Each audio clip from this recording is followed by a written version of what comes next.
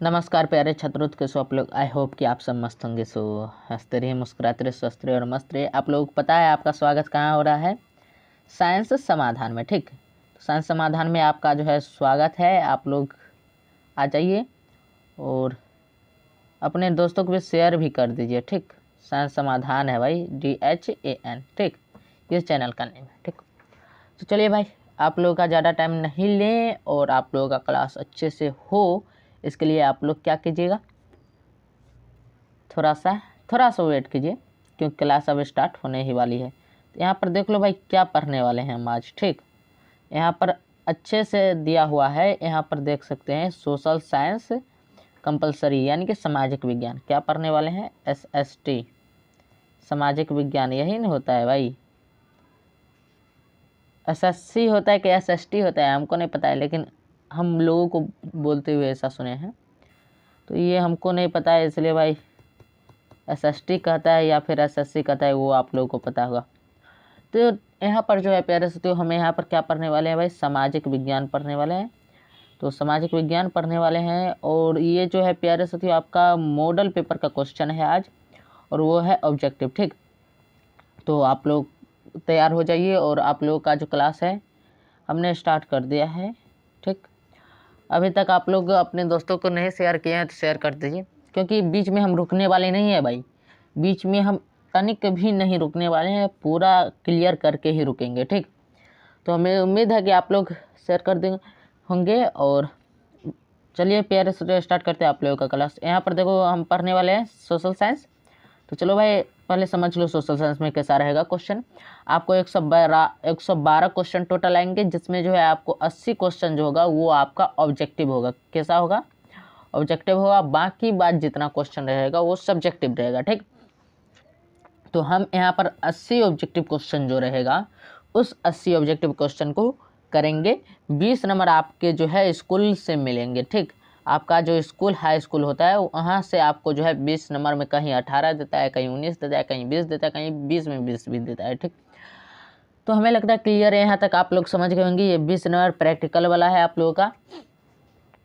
तो प्रैक्टिकल भी आप लोगों का जमा ही होगा जनवरी में, तो आप लोग टेंशन ना लें और प्रैक्टिकल कॉपी लिखें। एक वीडियो ला देंगे कि प्रैक्टिकल कॉपी कैसे लिखा जाता है, तो उसके लिए आप लोग कमेंट सेक्शन में बताइएगा कि हाँ भैया बता दीजिए प्रैक्टिकल कॉपी कैसे लिखा जाएगा, तो हम उसका जो है एक वीडियो ला देंगे। ठीक प्यारे से, तो फिलहाल हम यहाँ पर फोकस करेंगे सामाजिक विज्ञान के ऑब्जेक्टिव क्वेश्चन, जो कि मॉडल पेपर के द्वारा दिया गया है। और एक बात तो याद रखना है कि यहाँ से कम 10 से 12 क्वेश्चन आपके एग्जाम में आ जाएंगे। ठीक, तो आज की क्लास में 10 से 12 क्वेश्चन आएंगे आज के क्लास से एग्जाम में, तो ये भी ध्यान में रखना है। 10 से 12 नहीं, 10 से 12 नंबर का क्वेश्चन आ जाएगा। ठीक, 10 से 12 नंबर का क्वेश्चन आ जाएगा, भले वो या तो ऑब्जेक्टिव में से आ जाएगा या फिर सब्जेक्टिव में से। ठीक, तो चलिए भाई आप लोग का ज़्यादा टाइम नहीं लेते, स्टार्ट करते हैं। ये सब आप लोग पढ़ लीजिएगा, हम आपको टेलीग्राम पर शेयर कर देते हैं, व्हाट्सएप पर भी शेयर कर देते हैं। व्हाट्सएप का भी लिंक आपको जो है नीचे डिस्क्रिप्शन में मिल जाएगा। ठीक, आप जा करके वहाँ पर जो है ज्वाइन हो जाइए, वहाँ पर भी आपको जो है इसका PDF मिल जाएगा।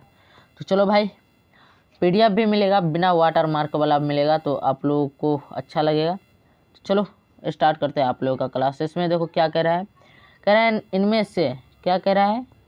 कह रहा है कि इनमें से जो है कौन जैविक संसाधन नहीं है। भाई देखो, जैविक संसाधन कौन नहीं है? मछली जैविक संसाधन है। जैविक संसाधन मतलब क्या? जो सजीव नहीं है। जैविक संसाधन मतलब सजीव। ठीक, कह रहा है इनमें से कौन सजीव नहीं है। मछली आपका जो है प्यारे से सजीव है, पेड़ भी सजीव है। ठीक, मानव भी सजीव है। इसमें जो है आपका प्यारे से मिट्टी जो है वो सजीव नहीं है, मिट्टी आपका सजीव नहीं है। इसलिए यहाँ पर जो आपका सही आंसर होगा वो हो जाएगा क्या प्यारे से? Option number B। ठीक, हमें लगता है यहाँ आप लोगों को क्लियर होगा। आगे चलिए, आगे चलते हैं। ये बहुत ही आसान सा सब्जेक्ट है, तो इससे डरना नहीं है भाई, इससे लड़ना है। ठीक, तो इसमें देखो क्या कह रहा है कि भारत सरकार की वन नीति के अनुसार कम से कम कितना प्रतिशत भूभाग वनाच्छादित रहना चाहिए। मतलब भारत सरकार के वन नीति के अनुसार जो है वो कितना भाग प्रतिशत, कम से कम धरती का भाग जो है वनों से भरपूर रहना चाहिए।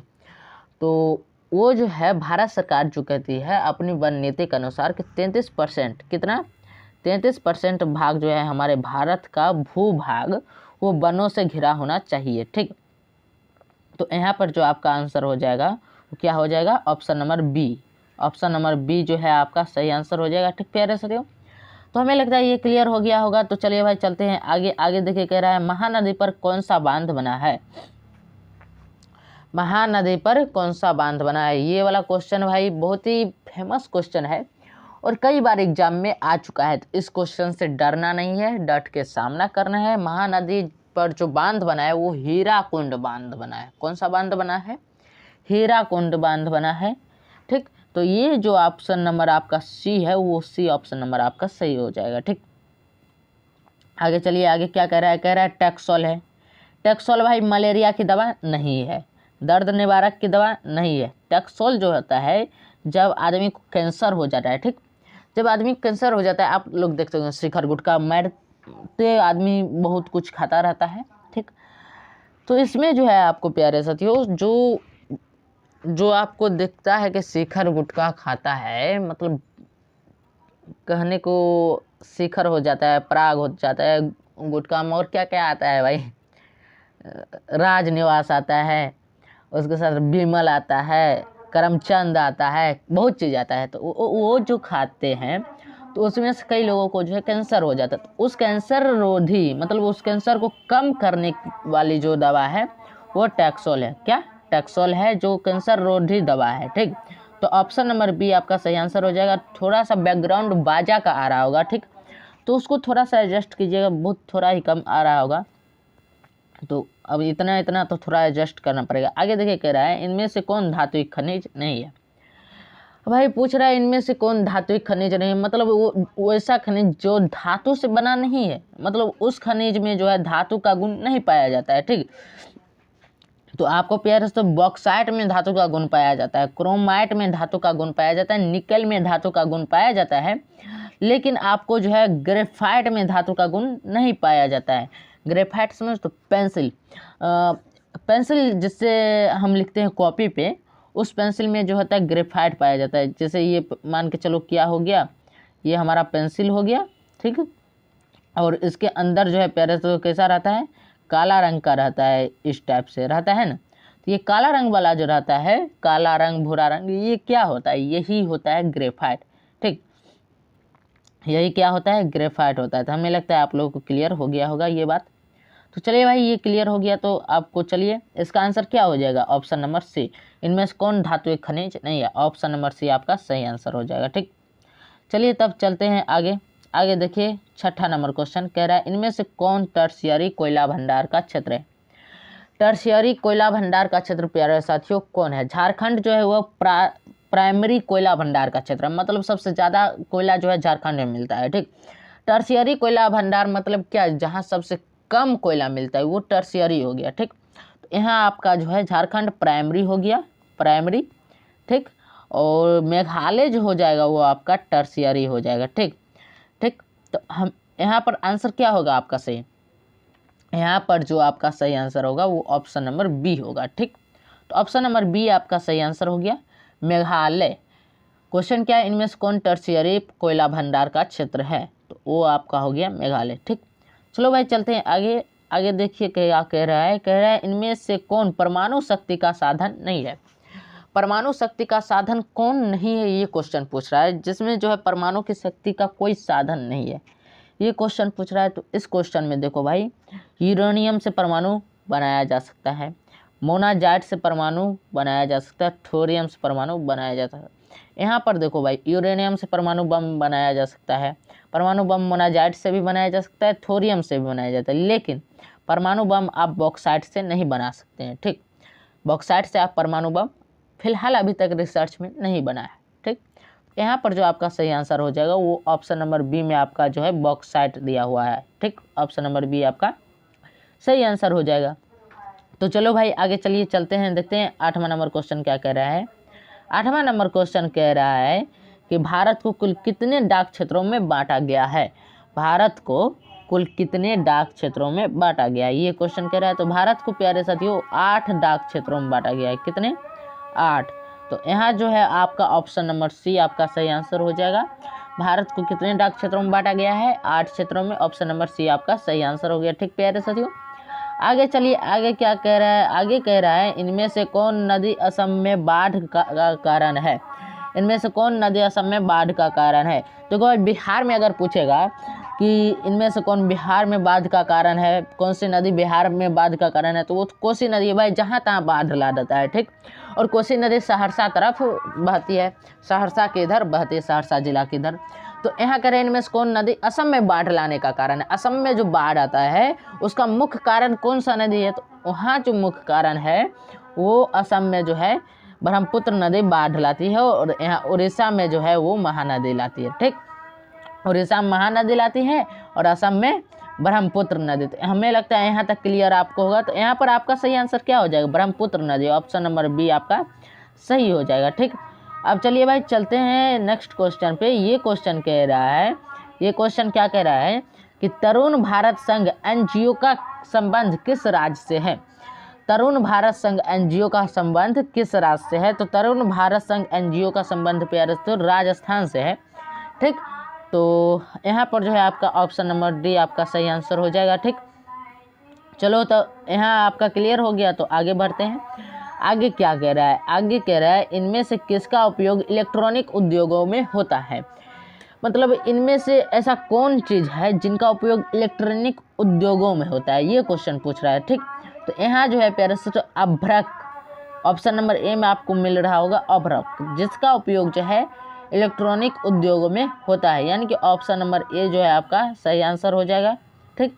यहाँ पर बॉक्साइट का भी इलेक्ट्रॉनिक उद्योगों में इस्तेमाल होता है, लेकिन मैंगनीज का नहीं होता है, इसीलिए इनमें सभी नहीं होगा, मैंगनीज भी नहीं होगा। और बॉक्साइट का होता है। तो पहले हमारा ऑप्शन में दिया हुआ है अभ्रक, तो अभ्रक का हम लगा कर के आएंगे, ठीक। तो यहाँ पर आपका सही आंसर इस क्वेश्चन के अनुसार ऑप्शन नंबर ए हो जाएगा, ठीक। अब तो क्लियरली समझ में आया भाई, ये क्लियर समझ में आ गया। तो आगे चलो, आगे क्या कह रहा है, इंद्रपुरी जलाशय परियोजना किस राज्य में है। इंद्रपुरी जलाशय परियोजना प्यारे साथियों हमारे अपने बिहार में है। कहाँ है, हमारा अपना जो बिहार है, सुंदर सा बिहार है, इस बिहार में ही जो है इंद्रपुरी जलाशय परियोजना है, ठीक। तो हमारा ऑप्शन नंबर बी सही आंसर हो जाएगा, ठीक। आगे चलिए चलते हैं। आगे क्या कह रहा है, असाधारण पौधे के लिए तैयार की गई पुस्तक का नाम है।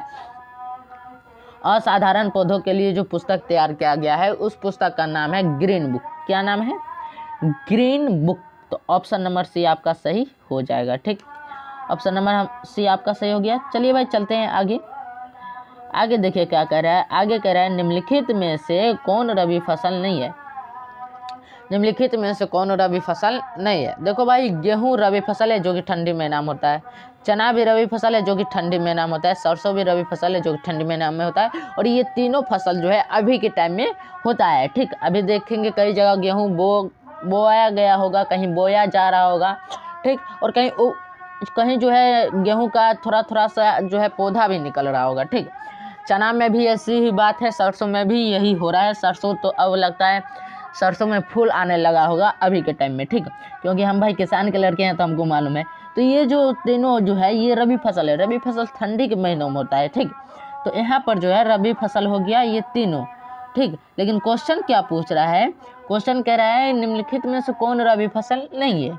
क्वेश्चन क्या पूछ रहा है कि निम्नलिखित में से कौन रबी फसल नहीं है, यानी कि खरीफ फसल है। तो चावल आपका खरीफ फसल हो जाता है, जो कि इससे जस्ट हुआ है, ठीक। अभी जो रबी फसल बोया जा रहा है इससे जस्ट हुआ है चावल, ठीक। जो कि खरीफ फसल में क्या किया जाता है, इसकी गिनती की जाती है चावल का खरीफ फसल में, ठीक। तो आपका जो है प्यारे साथियों ऑप्शन नंबर सी यहाँ पर सही आंसर हो जाएगा, ठीक। तो चलिए भाई ये आपका सही आंसर हो गया। आगे चलते हैं। आगे कह रहा है सीमेंट उद्योग का कच्चा माल क्या है। ये भी बहुत फेमस सी क्वेश्चन, बहुत फेमस क्वेश्चन है। सीमेंट उद्योग का कच्चा माल क्या है, चूना पत्थर। बहुत बार एग्जाम में आ चुका है ये क्वेश्चन, बताए तो हमारे एग्जाम में भी आया था भाई, बड़ा मजा आता था इस क्वेश्चन को पढ़ने में। चूना पत्थर, ठीक। सीमेंट उद्योग का कच्चा माल क्या है, चूना पत्थर। ऑप्शन नंबर ए आपका सही आंसर हो गया। और ये बहुत ही फेमस क्वेश्चन है भाई, लगभग हर एक एग्जाम में पूछ देता है। इस क्वेश्चन को देखकर तो हमको बहुत खुशी मिल रही है भाई। चलो भाई अब चलते हैं आगे। आगे देखिए कह रहा है कोंकण रेल परियोजना। क्या कह रहा है, कोंकण रेल परियोजना का संबंध किस राज्य से है। कोंकण रेल परियोजना का संबंध किस राज्य से, ये क्वेश्चन पूछ रहा है प्यारे साथियों। तो ये क्वेश्चन देखो, कोंकण रेल परियोजना का संबंध भाई यहाँ पर जो आपको ऑप्शन में दिया गया है महाराष्ट्र, गोवा, केरल, ये सभी राज्यों से, क्योंकि कोंकण रेल परियोजना जो है, कोंकण रेल परियोजना जब चलाई गई थी तो महाराष्ट्र, गोवा और केरल ये तीनों जगह चलाई गई थी, इसीलिए कोंकण रेल परियोजना का संबंध जो है प्यारे साथियों आपका क्या हो जाएगा, कोंकण रेल परियोजना का संबंध आपका इनमें से सभी ऑप्शन नंबर डी आपका सही आंसर हो जाएगा। ठीक, तो हमें लगता है यहाँ तक आप लोगों को क्लियर है, यहाँ तक क्लियर है। तो चलिए भाई चलते हैं आगे। आगे देखिए क्या कह रहा है, कह रहा है 1992 में रियो डी जेनेरो में क्या हुआ था। 1992 में, 15 नहीं भाई, 1992 में रियो डी जेनेरो में क्या हुआ था। ठीक, ये क्वेश्चन पूछ रहा है। तो 1992 में जो है रियो डी जेनेरो में प्यारे से पृथ्वी शिखर सम्मेलन हुआ था। क्या हुआ था, पृथ्वी शिखर सम्मेलन, यानी कि ऑप्शन नंबर बी आपका सही आंसर हो जाएगा। ठीक, चलिए भाई चलते हैं आगे। आगे क्या कह रहा है, भारत में सर्वाधिक कौन सी मिट्टी पाई जाती है। तो भारत में प्यारे सोचो सबसे ज़्यादा जो है जलोढ़ मिट्टी पाई जाती है। कौन सी मिट्टी पाई जाती है, जलोढ़ मिट्टी, क्योंकि भारत में नदियों का बहाव है। ठीक, और सबसे ज़्यादा जो है जलोढ़ मिट्टी नदियों की वजह से पाई जाती है। ठीक, तो हमारे उत्तर भारत में देखो भाई नदी ही नदी दिखेगा आपको, तो उत्तर भारत में नदी ही नदी दिखेगा और उस नदी की वजह से जो है आपको जलोढ़ मिट्टी दिखेगी। ठीक, क्योंकि नदी जो है जलोढ़ मिट्टी बहाकर लाती है अपने साथ। तो यहाँ पर जो है प्यारे साथियों आपका आंसर क्या हो जाएगा, यहाँ आपका आंसर हो जाएगा ऑप्शन नंबर सी। ठीक, ऑप्शन नंबर सी आपका सही आंसर हो जाएगा। अगला क्वेश्चन देखिए, अगला क्वेश्चन क्या कह रहा है। अगला क्वेश्चन कह रहा है कि भारत में पहला जल विद्युत संयंत्र कहाँ लगाया गया था। तो भारत में पहला जल विद्युत संयंत्र जो है वो प्यारे साथियों आपका लगाया गया था दार्जिलिंग में, जो कि कलकत्ता पश्चिम बंगाल में पड़ता है। कलकत्ता नहीं भाई, पश्चिम बंगाल राज्य में पड़ता है। ठीक, यानी कि दार्जिलिंग जो कि हमारे बिहार से सटा ही हुआ है, पश्चिम बंगाल, तो वहीं पर पड़ता है। यहाँ पर आपका ऑप्शन नंबर सी सही आंसर हो जाएगा। क्या, तो भारत में पहला जल विद्युत संयंत्र जो लगाया गया था वो दार्जिलिंग में लगाया गया था। आगे चलिए, आगे क्या कह रहा है, आगे कह रहा है बिहार में, क्या कह रहा है, बिहार में उर्वरक कारखाना कहाँ स्थित है।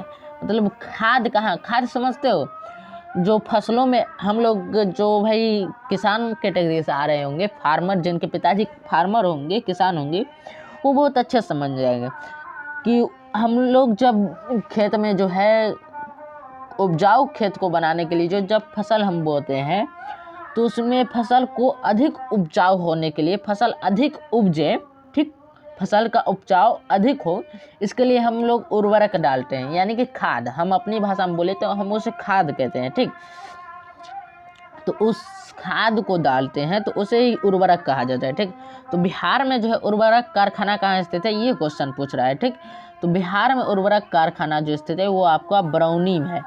ठीक, कहाँ स्थित है, बरौनी में, जो कि बेगूसराय जिला में पड़ता है। ठीक, कहाँ पड़ता है, बेगूसराय जिला में आपका पड़ता है बरौनी, जो वहाँ पर जो है आपका पेरस तो क्या उर्वरक कारखाना स्थित है। ठीक, तो ऑप्शन नंबर सी आपका सही आंसर हो जाएगा। ठीक, बरौनी के पास ही है भाई सिमरिया।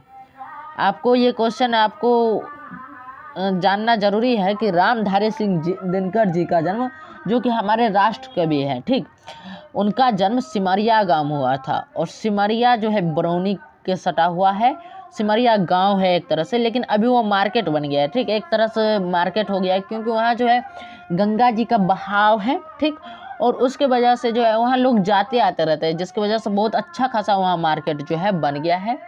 और अभी भी सिमरिया का जो है विकास हो रहा है, विकासशील है अभी सिमरिया गांव।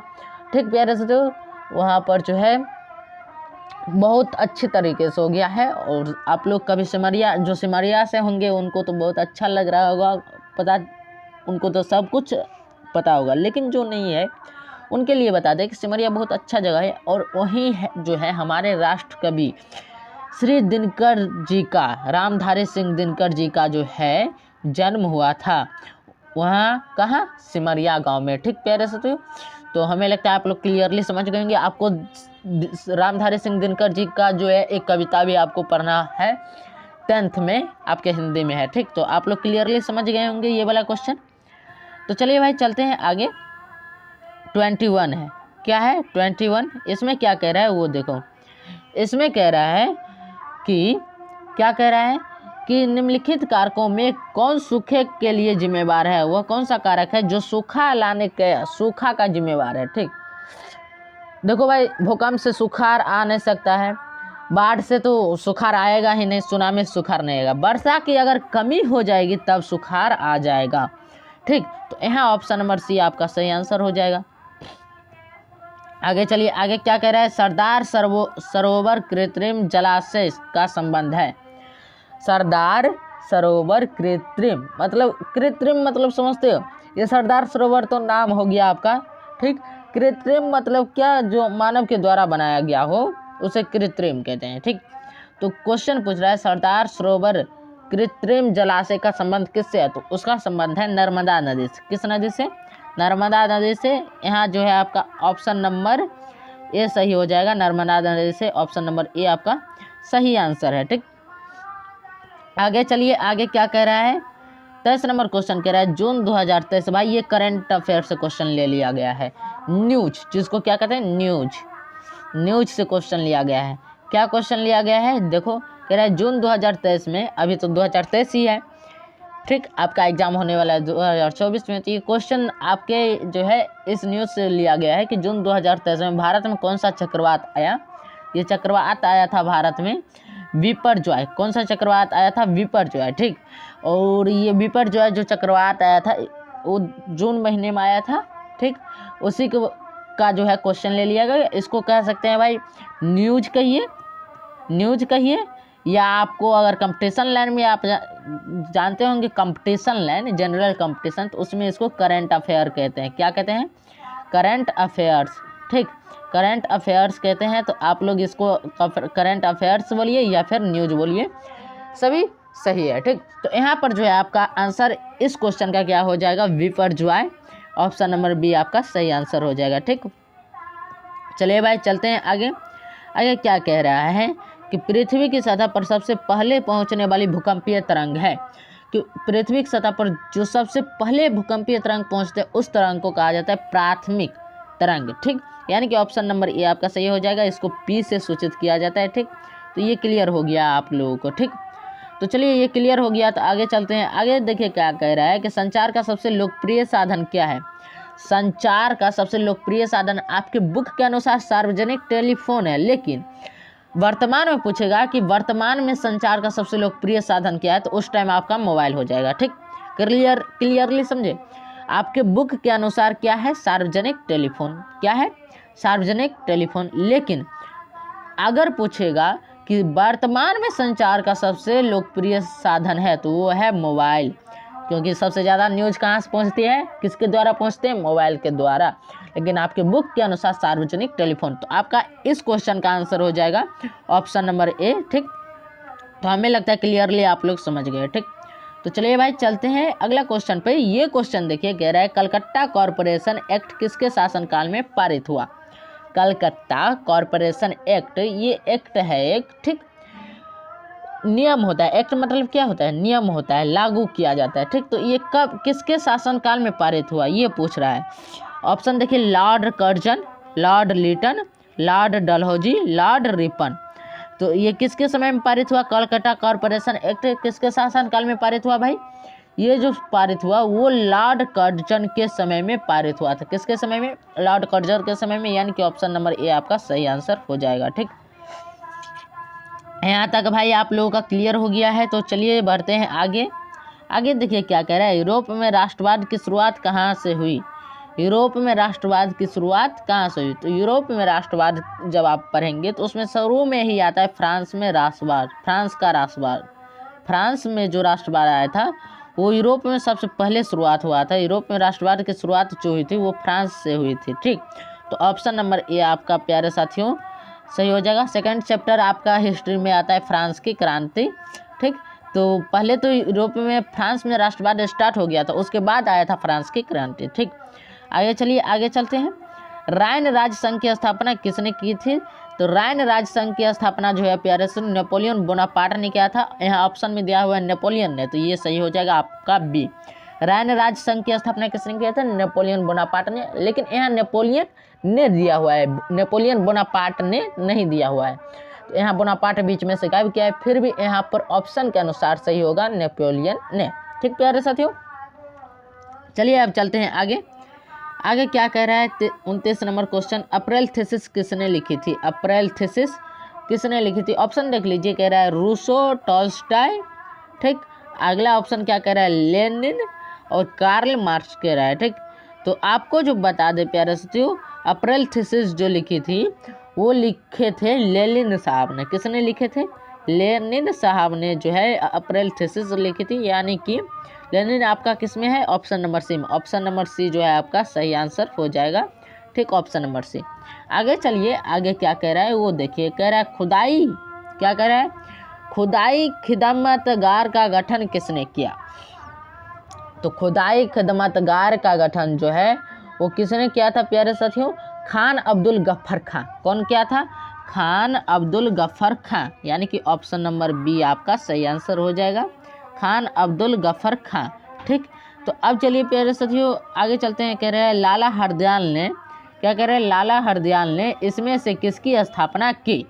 तो लाला हरदयाल ने जो है प्यारे साथियों, उन्होंने स्थापना किसकी की थी? उन्होंने स्थापना की थी गदर पार्टी की। किसकी स्थापना की थी? गदर पार्टी की। ठीक, तो लाला हरदयाल ने जो है गदर पार्टी की स्थापना की थी। तो यहाँ पर जो है आपका प्यारे साथियों ऑप्शन नंबर ए सही आंसर हो जाएगा। चलिए अब चलते हैं नेक्स्ट क्वेश्चन पे। नेक्स्ट क्वेश्चन क्या कह रहा है वो देखिए। नेक्स्ट क्वेश्चन कह रहा है कि साम्यवादी गुट का अगुआ कौन था? अगुआ समझते हो भाई? अगुआ बड़ी मजाकिया चीज़ होता है। जैसे कोई शादी होता है तो उसमें लड़का की तरफ से एक आता है, लड़की की तरफ से एक आता है, तो जो उन दोनों को मिलाने का काम करता है उसे क्या कहा जाता है? अगुआ। यहाँ कह रहे हैं साम्यवादी गुट का अगुआ कौन था? मतलब साम्यवादी गुट जब बना था तो उसका अगुआ कौन था? कौन साम्यवादी गुट बनाना चाहता था? ठीक, ये पूछ रहा है। तो साम्यवादी गुट का अगुआ जो था वो था सोवियत संघ। ये भाई हमारी बिहारी भाषा में पूछ दिया अगुआ बड़ी हंसी आती है भाई। तो ये जो है प्यारे साथियों ऑप्शन नंबर बी में सही आंसर हो जाएगा। सोवियत संघ जो है साम्यवादी गुट का अगुआ था। आगे चलिए, आगे क्वेश्चन देखिए क्या कह रहा है। 33 नंबर कह रहा है इनमें से क्या कह रहा है? इनमें से क्या मार्टिन लूथर की कृति है? मतलब पूछ रहा है क्या इनमें से जो है मार्टिन लूथर की कोई रचना है? बताइए, अगर है तो बताइए कौन सी रचना है। तो मार्टिन लूथर किंग की जो स्थापना है, ठीक, मार्टिन लूथर की जो रचना जो है, स्थापना नहीं भाई, रचना, वो क्या है? 95 थीसिस। Option number C. ठीक, ऑप्शन नंबर सी आपका सही आंसर। अप्रैल थीसिस किसकी रचना है? लेनिन की। तो यहाँ पर आपका आंसर क्या हो जाएगा? ऑप्शन नंबर सी आपका सही आंसर हो जाएगा, 95 थीसिस। अगला देखिए कह रहा है बंगाल गजट का प्रकाशन किसने किया? बंगाल गजट का प्रकाशन किसने किया? ये क्वेश्चन पूछ रहा है। तो भाई बंगाल गजट का प्रकाशन जो है वो जेम्स ए हिक्की ने किया था बंगाल गजट का प्रकाशन, यानी कि यहाँ जो है आपका ऑप्शन नंबर ए सही आंसर है। आगे चलिए, आगे क्या कह रहा है? अगला नंबर क्वेश्चन देखिए। अगला नंबर क्वेश्चन आ जाएंगे 35 नंबर क्वेश्चन पर। यही भाई 35 नंबर क्वेश्चन कह रहा है यूनान इनमें से किस देश के अधीन था? यूनान किसका अधीन था? मतलब किसका बंदी था? किससे डरता था यूनान? ठीक, यूनान डरता था एक देश जो तुर्की है, उससे जो है यूनान बहुत डरता था, यानी कि तुर्की का जो है यूनान तुर्की के अधीन था। ठीक, ऑप्शन नंबर डी आपका सही आंसर है। ठीक, आगे चलिए, आगे क्या कह रहा है? आगे आपका कह रहा है कि नमक कानून तोड़ने के लिए गांधी जी ने कौन सा स्थान चुना था? उन्होंने स्थान चुना था डांडी। कौन सा स्थान चुना था? डांडी। तो डांडी स्थान पर उन्होंने क्या किया था? नमक कानून को तोड़ा था। नमक पहली बार उन्होंने बनाया था। ठीक, नमक कानून में यह था कि भारत के लोग अंग्रेजों का ही नमक क्या करेंगे? भारत के लोग अंग्रेजों का ही नमक खरीदेंगे और अंग्रेजों का नमक खरीद कर ही आराम से उन अंग्रेजों के द्वारा बनाया गया नमक ही खाएंगे। ये था नमक कानून। ठीक, तो यहाँ पर आपको जो है ऑप्शन नंबर सी में मिल जाएगा डांडी। ठीक, ऑप्शन नंबर सी में आपको जो है डांडी मिल जाएगा। यहाँ पर देखो भाई मिल गया आप लोगों को ऑप्शन नंबर सी में डांडी। तो ऑप्शन नंबर सी आपका जो है प्यारे साथियों सही आंसर हो जाएगा। ऑप्शन नंबर सी यहाँ से है। 1 मिनट बच्चों क्या हो गया, हाँ ऑप्शन नंबर सी आपका सही आंसर हो जाएगा। ऑप्शन नंबर सी आपका सही आंसर हो जाएगा। ठीक प्यारे साथियों, अब चलिए प्यारे साथियों चलते हैं नेक्स्ट क्वेश्चन पे। ये क्वेश्चन देखिए कह रहा है, ये क्वेश्चन क्या कह रहा है, ये क्वेश्चन कह रहा है कि समाजवादियों, क्या क्वेश्चन कह रहा है भाई, 1 मिनट थोड़ा सा हमको लगता है डिस्टर्ब हो रहा है। हाँ थोड़ा सा एप्लीकेशन इशू है भाई, थोड़ा सा एप्लीकेशन इशू है, बहुत ही जल्द ठीक हो जाएगा। 1 मिनट आपको थोड़ा सा। हाँ तो यहाँ पर भाई कौन सा क्वेश्चन पढ़ रहे थे, डांडी वाला हो गया। तो ये क्वेश्चन जो था हमारा वो 37 नंबर क्वेश्चन था। क्या कह रहा है, समाजवादियों की बाइबल किसे कहा जाता है। समाजवादियों का जो बाइबल था वो क्या था भाई, दास कैपिटल। क्या था, दास कैपिटल। तो दास कैपिटल का जो है प्यारे साथियों समाजवादियों का बाइबल कहा जाता है। ऑप्शन नंबर ए आपका सही आंसर हो जाएगा। आगे चलिएगा तो आगे आपको आएगा एक स्वतंत्र राष्ट्र के रूप में, क्या एक स्वतंत्र राष्ट्र के रूप में सिंगापुर का उदय किस वर्ष में हुआ था। तो एक स्वतंत्र राष्ट्र के रूप में सिंगापुर का उदय हुआ था 1965 ईस्वी में। ठीक, कब हुआ था, 1965 ईस्वी में। ऑप्शन नंबर बी आपका सही आंसर हो जाएगा। उदय मतलब क्या, आज़ाद होना। ठीक, तो सिंगापुर कब आज़ाद हुआ था, 1965 ईस्वी में। आगे चलिए, आगे जब आइएगा तो वियना कांग्रेस, क्या वियना कांग्रेस में कौन राष्ट्र सम्मिलित नहीं था। तो वियना कांग्रेस में प्यारे से जर्मनी सम्मिलित नहीं था। जर्मनी का वियना कांग्रेस से कोई लेना देना नहीं था। ठीक, यहाँ तक क्लियर है। ऑप्शन नंबर बी आपका सही आंसर हो जाएगा। ठीक, आगे चलिए, आगे आइएगा तो आगे आपको मिलेगा क्वेश्चन कि फॉरवर्ड ब्लॉक की स्थापना किसने की। फॉरवर्ड ब्लॉक की स्थापना किसने की। तो फॉरवर्ड ब्लॉक की स्थापना जो है प्यारे साथियों सुभाष चंद्र बोस जी ने किए थे। ठीक, हमारे नेताजी सुभाष चंद्र बोस जी ने किए थे। ऑप्शन नंबर बी आपका सही आंसर हो जाएगा। ठीक, तो यहाँ 40 क्वेश्चन आपने किया भाई, 40 क्वेश्चन किया। अब बताओ भाई 40 क्वेश्चन में आप लोगों का कितना सही था। 40 क्वेश्चन में आप लोगों का कितना सही हुआ ये बताओ फटाफट से कमेंट सेक्शन में बताइए, या फिर आप लाइव कर रहे हैं तो लाइव चैट में बताइए। तो आप लोगों का कितना सही था सो पहले बताइए। इसमें जो है कम से कम आप लोगों का 20 सही होना, 20 प्लस सही होना चाहिए। ठीक, 20 प्लस सही है तो आप अच्छे से स्टडी कर रहे हैं, ये कॉन्फिडेंस रखिए। ठीक, आगे चलिए, आगे क्या कह रहा है, आगे कह रहा है बम्बई राज्य का विभाजन कर किन दो राज्यों का गठन हुआ। बम्बई राज्य का विभाजन कर किन दो राज्यों का गठन हुआ। तो बम्बई राज्य का जब विभाजन किया गया तो महाराष्ट्र और गुजरात का गठन हुआ। किसका किसका, महाराष्ट्र और गुजरात का गठन हुआ, यानी कि ऑप्शन नंबर ए आपका सही आंसर हो जाएगा इस क्वेश्चन का। ठीक, आगे चलेंगे तो आगे देखिए आगे क्या कह रहा है, 42 नंबर क्वेश्चन कह रहा है बिहार में कुल कितने नगर निगम स्थापित किए गए हैं। बिहार में कुल कितने नगर निगम जो है स्थापित किए गए हैं, ये क्वेश्चन पूछ रहा है। तो बिहार में जो है प्यारे साथियों, बिहार में कुल नगर निगम 19 स्थापित किए गए हैं। कितना, 19। तो यहाँ जो है आपका ऑप्शन नंबर बी सही आंसर हो जाएगा। ठीक, आगे चलिए, आगे क्या कह रहा है, कह रहा है राज्य पुनर्गठन आयोग की स्थापना कब हुई। राज्य पुनर्गठन आयोग की स्थापना कब हुई, ये क्वेश्चन पूछ रहा है भाई।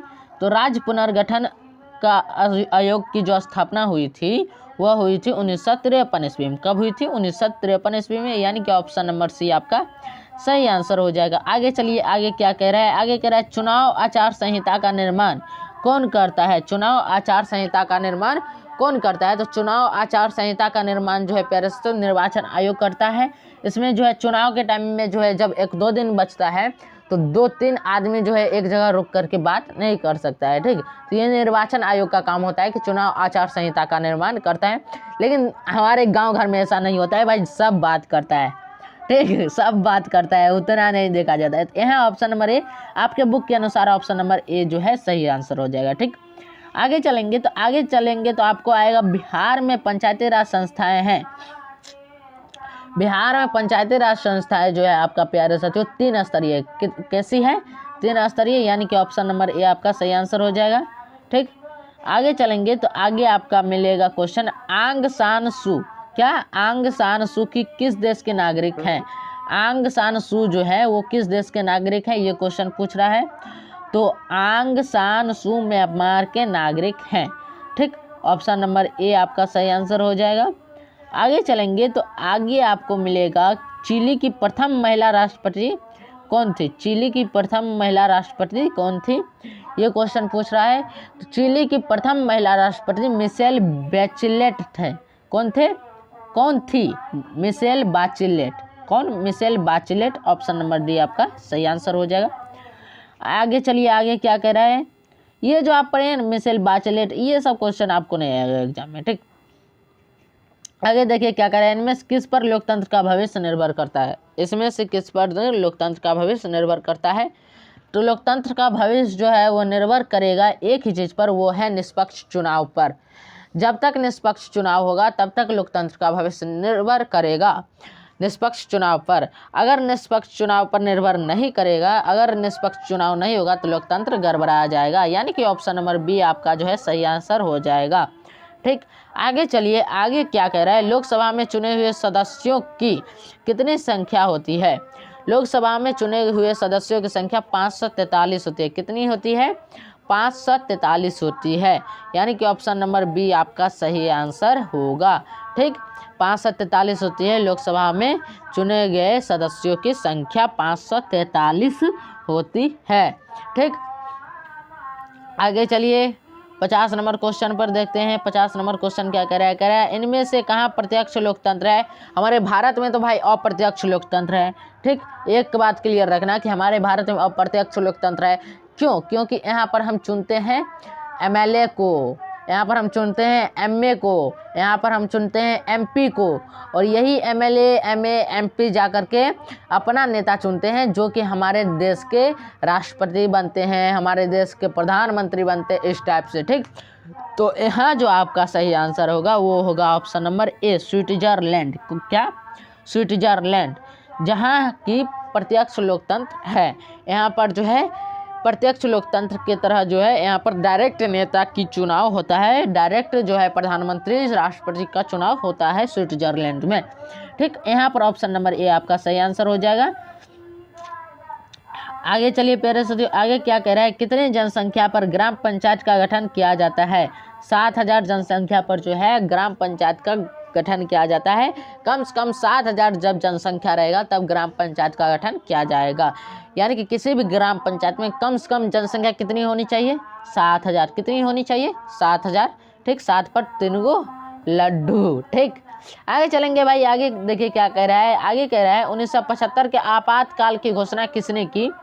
तो 1975 के आपातकाल की घोषणा प्यारे से तो भारतीय राष्ट्रीय कांग्रेस ने की थी। इस टाइम जो है भारत के प्रधानमंत्री थे इंदिरा गांधी। कौन थी, इंदिरा गांधी थी इस टाइम। और ये जो इंदिरा गांधी थी वो भारतीय राष्ट्रीय कांग्रेस से थी, भारतीय राष्ट्रीय कांग्रेस पार्टी से थी, ठीक प्यारे साथियों। तो यहाँ जो है आपका प्यारे साथियों भारतीय राष्ट्रीय कांग्रेस पार्टी से थी, और उस टाइम जो 1975 का आपातकाल की घोषणा भारतीय राष्ट्रीय कांग्रेस ने ही की थी, ठीक। यहाँ तक हमें लगता है आप लोगों को क्लियर है। तो आगे चलिए, आगे बढ़ते हैं। आगे कह रहा है पूरे जिला का प्रशासन कौन करता है। ये क्वेश्चन गलत है, होना चाहिए पूरे जिला का प्रशासन क्या कहलाता है, ठीक। पूरे जिला का प्रशासन क्या कहलाता है, तो जिला दंडाधिकारी। क्या, जिला दंडाधिकारी, जिसको हम डीएम बोलते हैं, डिस्ट्रिक्ट मजिस्ट्रेट।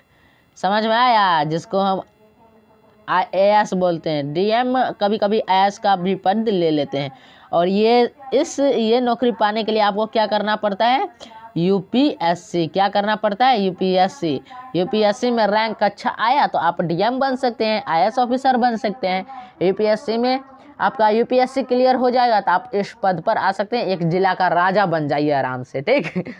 तो चलिए प्यारे साथी अब चलते हैं नेक्स्ट क्वेश्चन पे।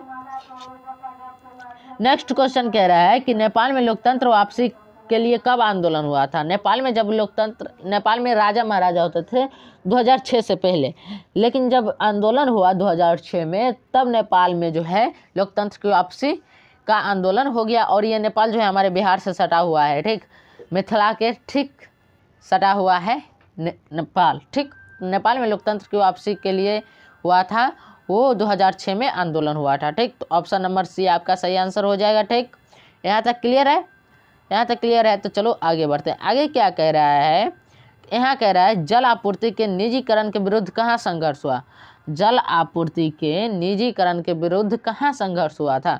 तो जल आपूर्ति के निजीकरण के विरुद्ध जो संघर्ष हुआ था वो संघर्ष हुआ था बोलबिया में। कहाँ हुआ था? बोलबिया में, यानी कि ऑप्शन नंबर बी आपका सही आंसर हो जाएगा। ठीक, आगे चलिए, आगे क्या कह रहा है? अगला क्वेश्चन कह रहा है, देखो भाई अगला क्वेश्चन, यहाँ पर नंबर हम क्या करते हैं, इधर कर देते हैं थोड़ा साइड ताकि अच्छे से क्वेश्चन दिखे। क्वेश्चन देखो क्या कह रहा है कि व्हिग एवं टोरी नामक राजनीतिक दलों का संबंध किस देश से है? व्हिग एवं टोरी नामक राजनीतिक दलों का संबंध किस देश से है, ये क्वेश्चन पूछ रहा है।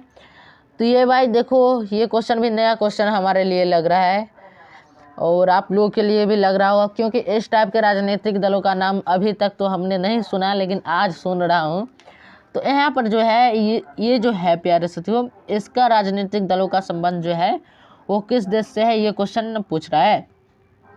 तो एक मिनट बच्चों, व्हिग एवं टोरी नामक राजनीतिक दलों का जो संबंध था वो संबंध था ब्रिटेन से। हाँ, याद आ गया भाई, ब्रिटेन में सबसे पहले लोकतंत्र की स्थापना ब्रिटेन में हुई और वहीं पर जो है व्हिग एवं टोरी नामक राजनीतिक दलों का संबंध है, वहीं से है। ठीक, सबसे पहला पॉलिटिकल कैरियर ब्रिटेन का ही है भाई।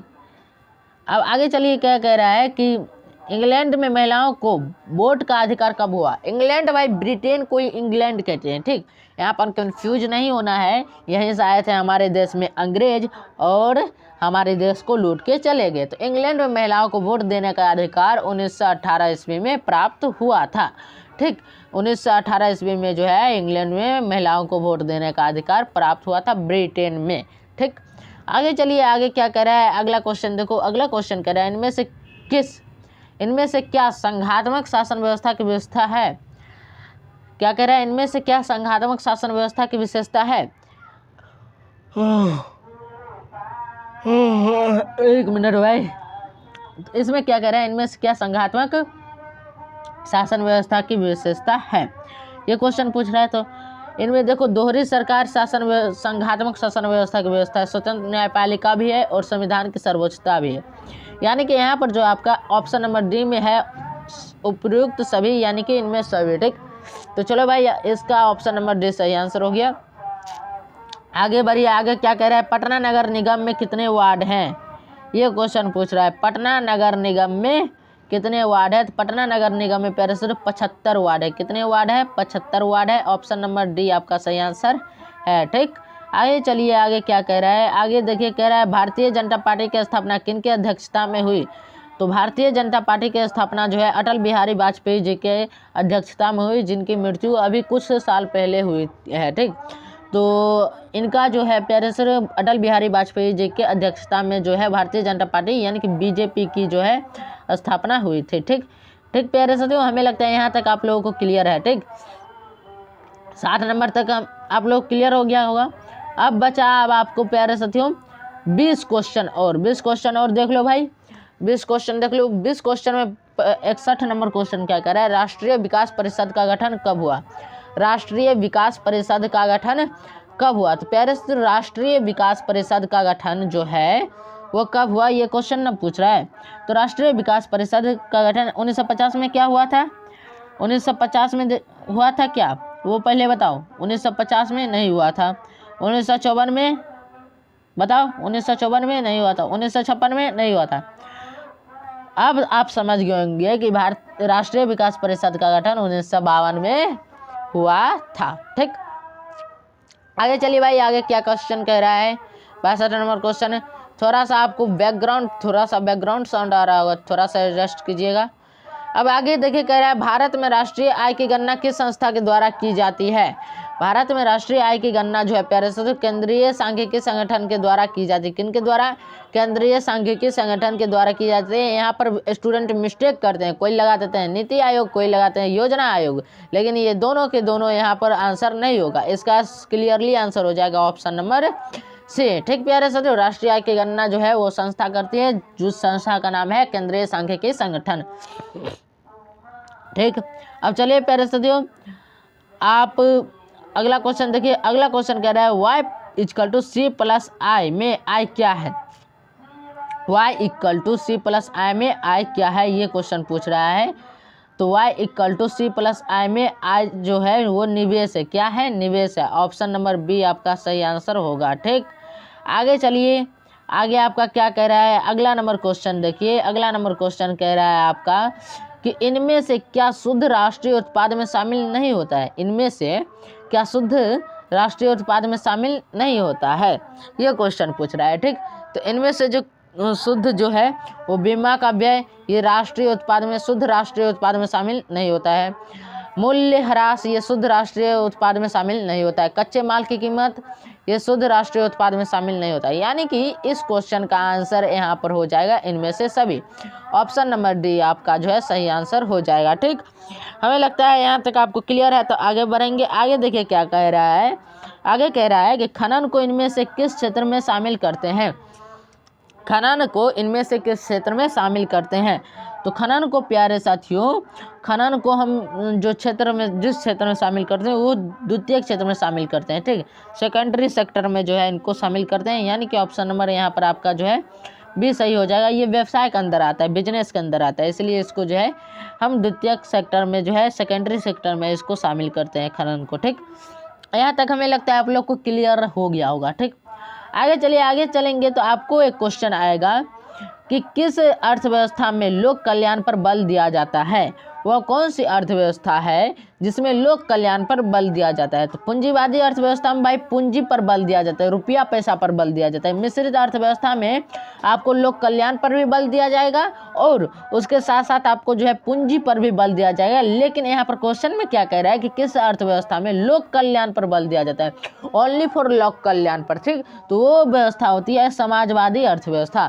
समाजवादी अर्थव्यवस्था में जो है प्यारे साथियों ओनली फॉर ओनली लोक कल्याण पर जो है बल दिया जाता है। तो हमें लगता है यहाँ तक आप लोगों को क्लियर हो गया होगा। ऑप्शन नंबर बी आपका यहाँ पर सही आंसर हो जाएगा। ठीक, आगे चलेंगे, आगे देखिए क्या कह रहा है। आगे कह रहा है इनमें से क्या पूंजी का पारिश्रमिक है। क्या कह रहा है, इनमें से क्या पूंजी का पारिश्रमिक है। तो प्यारे साथियों इनमें से जो है पूंजी का पारिश्रमिक हो जाएगा क्या प्यारे साथियों, ब्याज। ब्याज हो जाएगा पूंजी का पारिश्रमिक। ब्याज लगाइएगा तो पूंजी बढ़ेगा, ब्याज नहीं लगाएगा तो पूंजी नहीं बढ़ेगा। ठीक, क्या आराम से समझ में आ गया। तो अब चलिए आगे चलते हैं। आगे क्या कह रहा है कि इनमें से क्या संस्थागत वित्त का स्रोत है। मतलब इनमें जो स्रोत दिया गया है उनमें से कौन संस्थागत वित्त का स्रोत है जो कि संस्था के द्वारा चलाई जाती है। ठीक, तो वो संस्थागत वित्त का स्रोत आपका प्यारे साथियों सहकारी बैंक होता है। ये संस्था के द्वारा चलाई जाती है। ठीक, सहकारी बैंक जैसे में आप ले लो भाई, कोई भी बैंक जो लोन देता हो, ठीक, तो वो लोन देता है लेकिन एक संस्था के द्वारा देता है। ठीक, जैसे आप गांव घर में देखते होंगे लोन देने के लिए आते हैं, कुछ मोटरसाइकिल लेकर के आते हैं कुछ लड़के और बोलते हैं आप लोन लीजिएगा, आप लोन लीजिएगा। तो वो किस बैंक से डिपेंड करते हैं, डिपेंड मतलब वो किस बैंक से जो है अपना रिलेशन बनाया रहता है, वो किसी सहकारी बैंक से रिलेशन अपना बनाया रहता है, जिसे फाइनेंस बैंक कहते हैं। ठीक, तो हमें लगता है क्लियरली आप लोग यहाँ तक समझ गए होंगे। 68 का आपका क्या हो जाएगा, 68 नंबर क्वेश्चन का आपका ऑप्शन नंबर डी आपका सही आंसर हो जाएगा। ठीक, चलिए भाई चलते हैं अगला क्वेश्चन देखते हैं। अगला क्वेश्चन क्या कह रहा है, 69 नंबर क्वेश्चन कह रहा है कि भारतीय पूंजी बाजार किस प्रकार का वित्तीय संसाधन प्रदान करता है। भारतीय पूंजी बाजार किस प्रकार का वित्तीय संसाधन प्रदान करता है। क्या वो अल्पकालीन वित्तीय संसाधन प्रदान करता है, क्या वो मध्य अवधि वित्तीय संसाधन प्रदान करता है, क्या वो दीर्घकालीन अवधि प्रदान करता है वित्तीय संसाधन। यानी कि पूछ रहा है भारतीय अगर पूंजी बाजार, भारत में अगर पूंजी बाजार है तो उन भारतीय पूंजी बाजार जो है वो किस प्रकार का वित्तीय संसाधन प्रदान करता है। मतलब वो जो है कैसा संसाधन प्रदान करता है, कम अवधि वाला या फिर मीडियम अवधि वाला। ठीक, मतलब मीडियम टाइम वाला या फिर वो दीर्घकालीन मतलब बहुत दिनों के लिए। ठीक, ये क्वेश्चन पूछ रहा है। तो आपको जो है प्यारे से तो हमारा भारतीय पूंजी बाजार जो है प्यारे से तो वो दीर्घकालीन वित्तीय संसाधन प्रदान करता है। यानी कि यहाँ पर आपका ऑप्शन नंबर सी सही आंसर हो जाएगा। थोड़ा सा बच्चे के रोने की बैकग्राउंड आवाज़ आ रही होगी तो थोड़ा सा एडजस्ट कीजिएगा। ठीक, ये क्वेश्चन हो गया प्यारे साथियों आप लोगों का, ऑप्शन नंबर सी आपका सही आंसर हो गया। आगे चलेंगे तो 70 नंबर क्वेश्चन देखो, इसको थोड़ा सा जूम आउट कर लेते हैं। 70 नंबर क्वेश्चन में क्या कह रहा है कि ग्रामीण विकास तथा कृषि के लिए ऋण प्रदान करने वाली संस्थाओं की वित्त आपूर्ति कौन करता है। ग्रामीण विकास तथा कृषि के लिए जो वित्त आपूर्ति करता है, जो लोन देता है ग्रामीणों को और कृषि के लिए, मतलब किसानी काम करने के लिए, वो ग्रामीणों को जो लोन देता है वो कौन देता है, ये क्वेश्चन पूछ रहा है। ठीक, तो वो जो लोन देता है वो आपका नाबार्ड देता है। कौन देता है? नाबार्ड देता है। ठीक, यानी कि ऑप्शन नंबर सी आपका सही आंसर हो जाएगा। चलो भाई, आप लोगों का कम टाइम में ज़्यादा क्वेश्चन हो जाएगा, अच्छा रहेगा। कोशिश करेंगे 1 घंटा के अंदर हो जाए, ठीक, क्योंकि अभी 50 मिनट हो गया है। फिर भी चलिए, कह रहा है भारत में सहकारिता आंदोलन का प्रारंभ कब हुआ। ये भाई ईस्वी वाला है तो इसमें ज़्यादा टाइम नहीं लेंगे, आराम से टिक लगाकर चलेंगे। भारत में सहकारिता आंदोलन का जो है वो प्रारंभ कब हुआ था? वो प्रारंभ हुआ था 1904 ईस्वी में। ठीक, कब? 1904 ईस्वी में, यानी कि ऑप्शन नंबर बी आपका सही आंसर हो जाएगा। ठीक, आगे चलेंगे। आगे क्वेश्चन कह रहा है कि विकसित देशों के कार्यबल का अधिकांश हिस्सा किस क्षेत्र में कार्यरत होता है। विकसित देश का जो कार्यबल का अधिकांश हिस्सा होता है वो किस क्षेत्रों में कार्यरत रहता है, किस क्षेत्रों में ज़्यादा काम करता है, ये क्वेश्चन पूछ रहा है। ठीक, तो विकसित देशों का जो कार्यबल अधिकांश हिस्सा जो है, कार्यबल का अधिकांश हिस्सा जो है प्यारे साथियों, वो सबसे ज़्यादा रहता है सेवा क्षेत्र में। ठीक, जिसमें आ जाता है बैंक, जिसमें आ जाता है क्या, एक स्थान से दूसरे स्थान तक सामान को पहुंचाना। सेवा क्षेत्र, आपको तृतीय क्षेत्र मालूम होगा, सेवा क्षेत्र। ठीक, तृतीय क्षेत्र को सेवा क्षेत्र कहते हैं, यानी कि ऑप्शन नंबर सी आपका सही आंसर हो जाएगा। ठीक, आगे चलिएगा तो आगे आपको मिलेगा भारत में नई आर्थिक नीति लागू कब की गई। भारत में नई आर्थिक नीति कब लागू की गई? तो वो 1991 ईस्वी में लागू की गई, यानी कि यहाँ पर आपका ऑप्शन नंबर सी सही आंसर हो जाएगा। ठीक, आगे चलिए, आगे क्या कह रहा है, अगला क्वेश्चन कह रहा है कि कृषि उत्पादों के प्रमाणन के लिए किस मानक चिन्ह का उपयोग किया जाता है।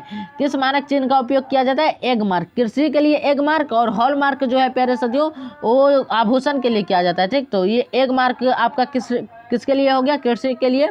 तो आपका ऑप्शन नंबर बी आपका यहाँ पर सही आंसर हो जाएगा। आगे चलिए, आगे क्या कहता है कि 75 नंबर क्वेश्चन कह रहा है कि मानव पूंजी का प्रमुख घटक कौन है। मानव पूंजी का प्रमुख घटक कौन है?